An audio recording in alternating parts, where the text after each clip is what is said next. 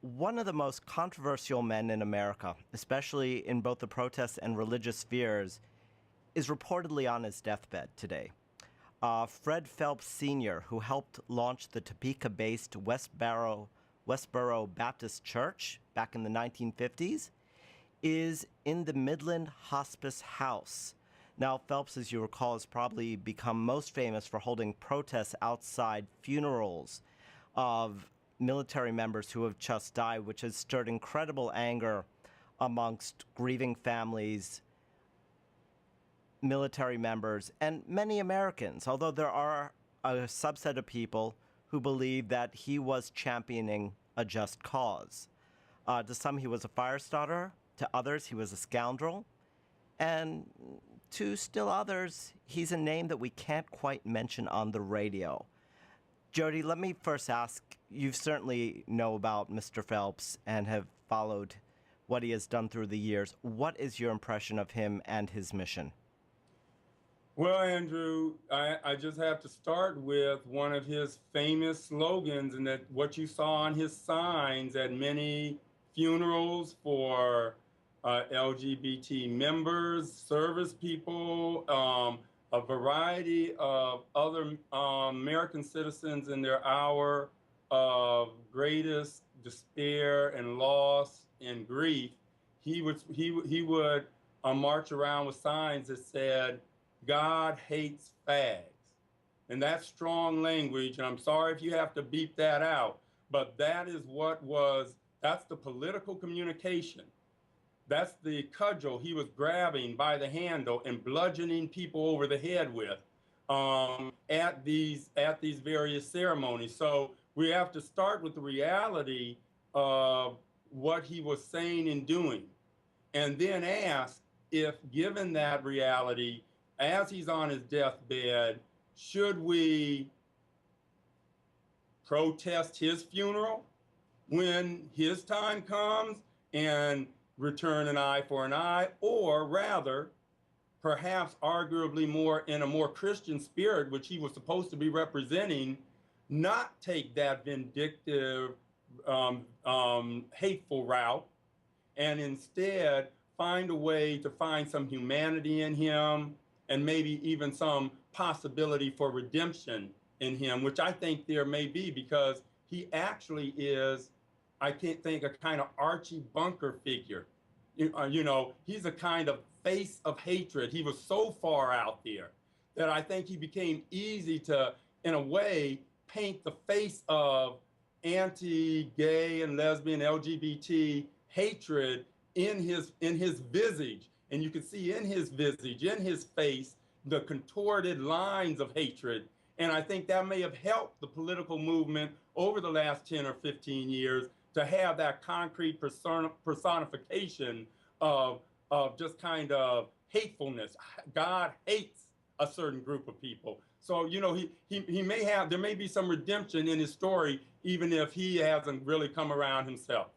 It's actually a very interesting thought, because certainly over the last 10 years in the United States, there has been a movement, someone would call it progress, someone would call it the opposite, for the LGBT community to gain more rights, to gain more standing, to gain more ability to be open in the community.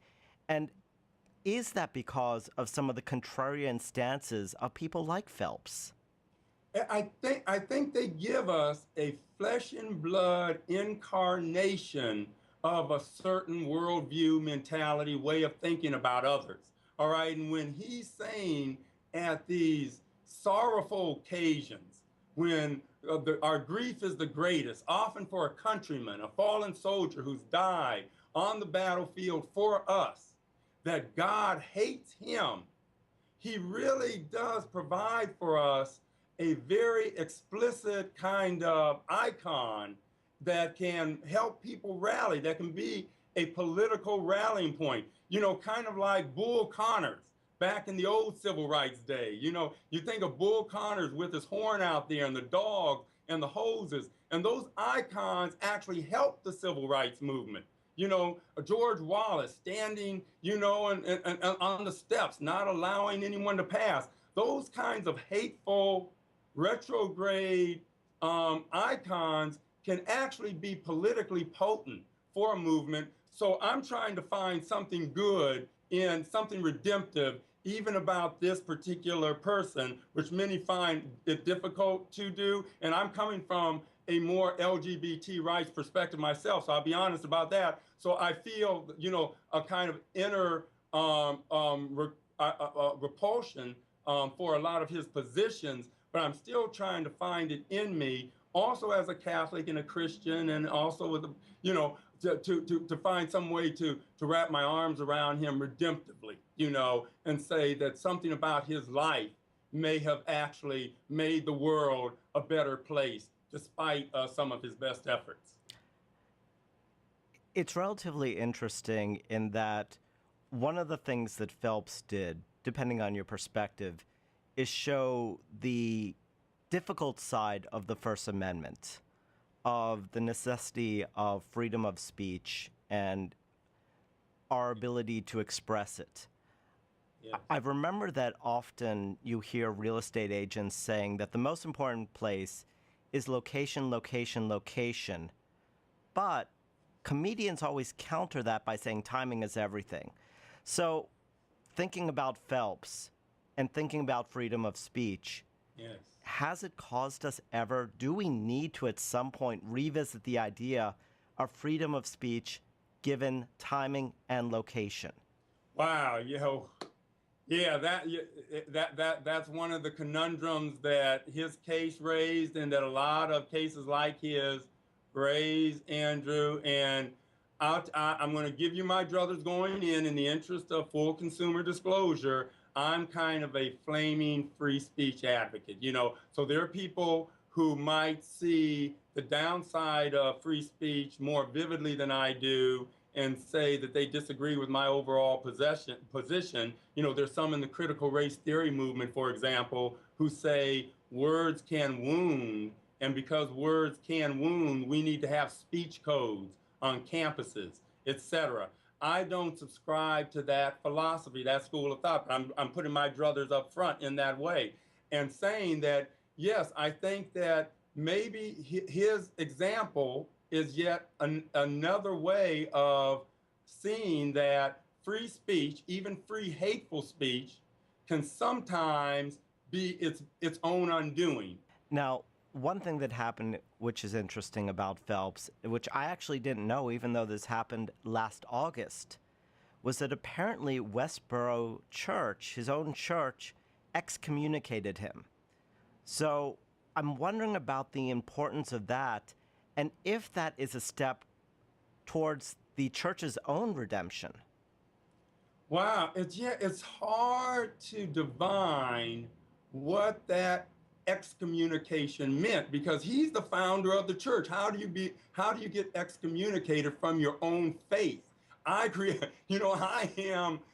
one who came up with this interpretation of the faith, and I'm excommunicated. One wonders, fancifully, perhaps, that he had some kind of inner reckoning in which he came out to the church and said, I've been fighting these impulses and now I embrace them. Maybe I do belong to the LBG community. And then they, excommunicated him. I can't imagine any other reason for excommunicating the founder of the church that the excommunication is happening in the context of. But again, that's somewhat fanciful. To be more kind of serious about this, Andrew, it's tragic, that on his deathbed, this is what's happening. The excommunication, the part of his family, some of his family walked away from the church and said it's wrong to approach the LGBT community that way. We should treat them more as equals. They've been shunned and excommunicated too, and they can't even see him in the hospice on his deathbed. They won't let them come back in to see their own dying dad. So that's the human tragedy of all this. When a church built on hate, to some might say, when a church built on hate has that hate turn around and divide family member against family member, there is something truly biblical in the tragedy that is unfolding there in Kansas.